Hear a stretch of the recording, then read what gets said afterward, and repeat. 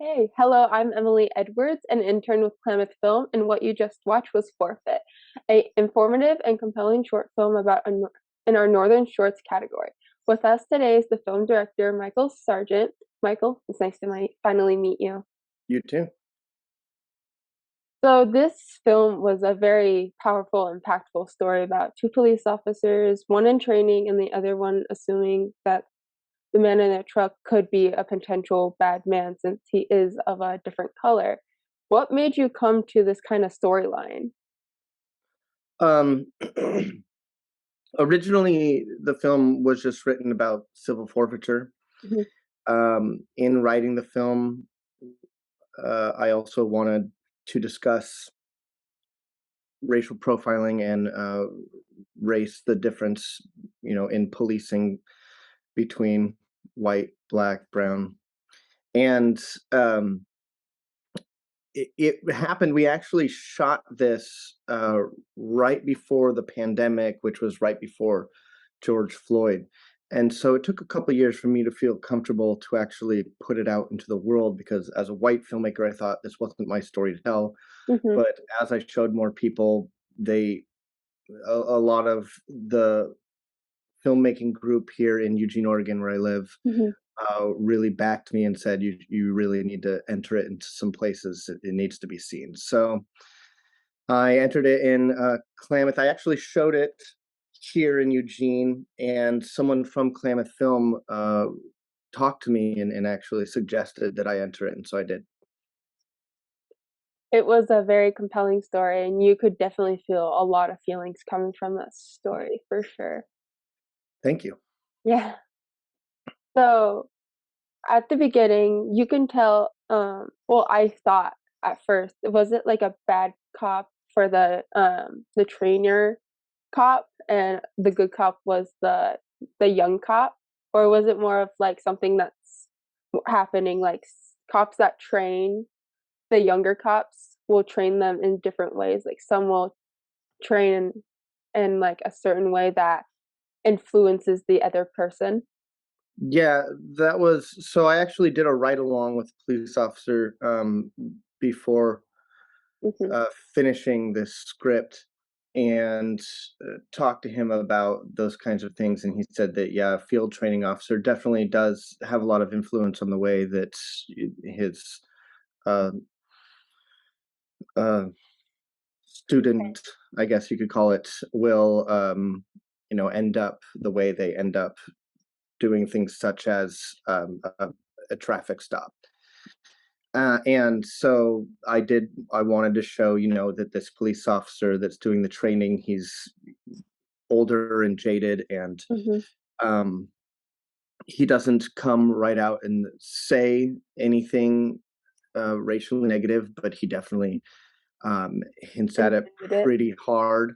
Hmm. And um, and so I wanted to kind of show that, it doesn't for these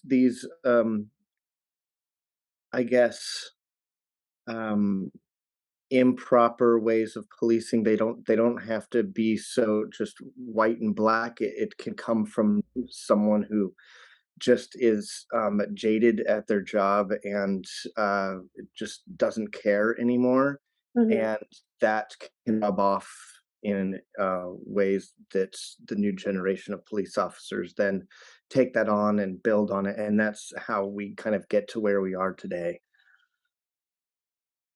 For another thing on that, so you personally went and asked police officers, like as an interview, to get a better understanding for something for your film.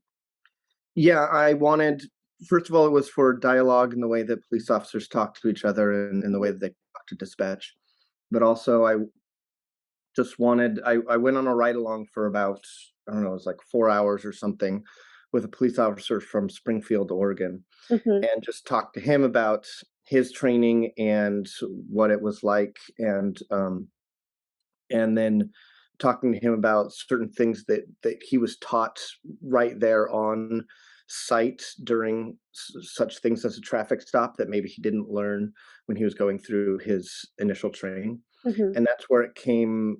Things like in the in the script, the one police officer says, "Don't stand there because if he comes out shooting, that's where he's going to be hitting. You want to stand over behind the police car."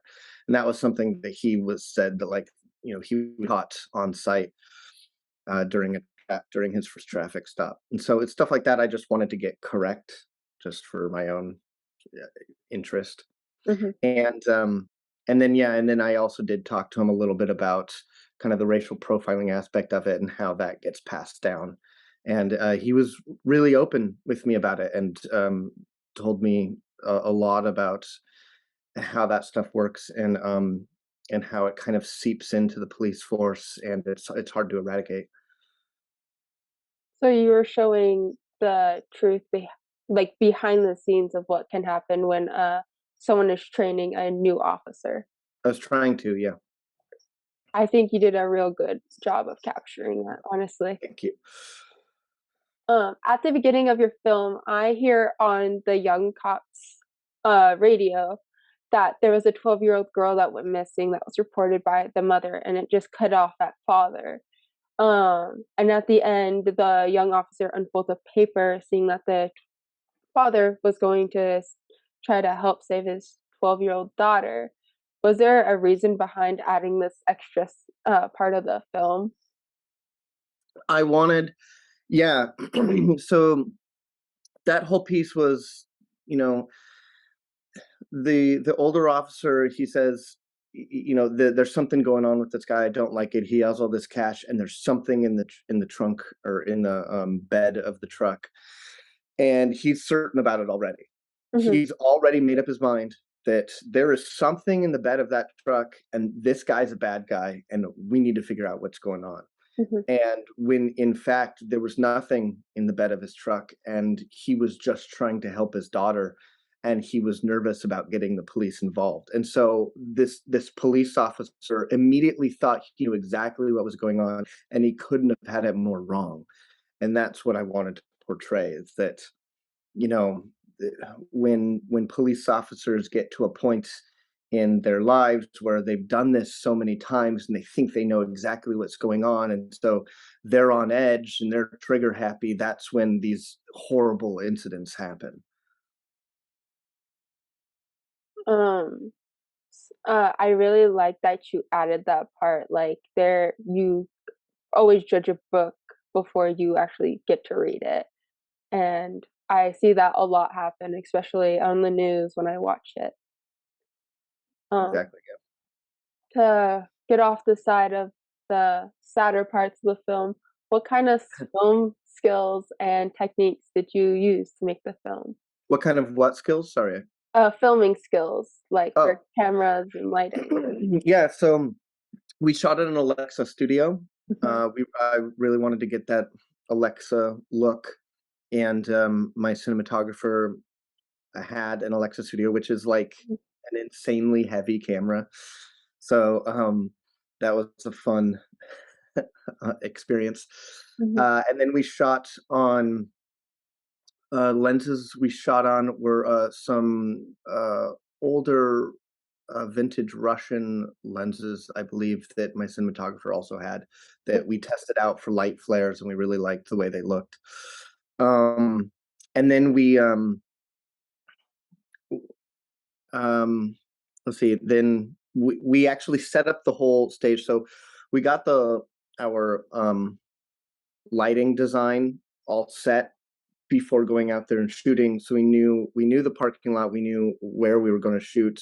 We had the location scouted already, and talked to the owners, and they were cool with it. So we were like, all right, let's draw a map of this parking lot, and let's set up where our lights are going to be in a way that we can shoot this in one night, so that we're not moving lights around. The set is lit in a way that no matter where you point the camera, everyone's going to be lit properly, and we're not going to see the lights necessarily in the background. And if we do, they're going to look like street lights, or other practicals. And so we ended up pulling that off pretty successfully, and that's how we were able to shoot it over the course of about 8 or 9 hours. So you did this whole filming in one night. One very, very cold night. Yeah, when you see the breath of the officers as they're talking, it's because they're It's so very cold. cold. Yeah, we in between shots, all the actors would jump into the police car and turn the heat on as high as it would go, and then I'd be like, "Sorry guys, we got to get out and get some more lines."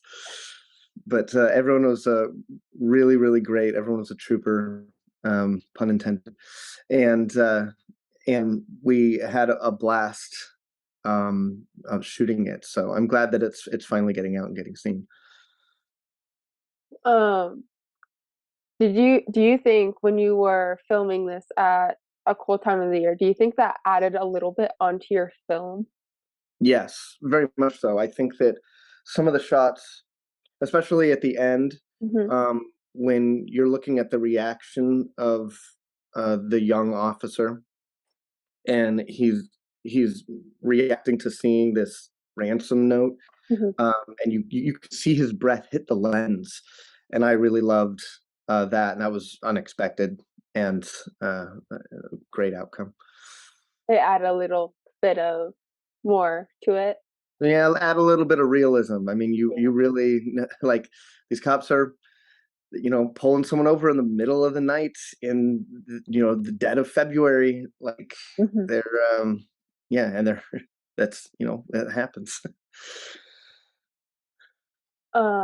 During the editing of the film, what was the process like for you?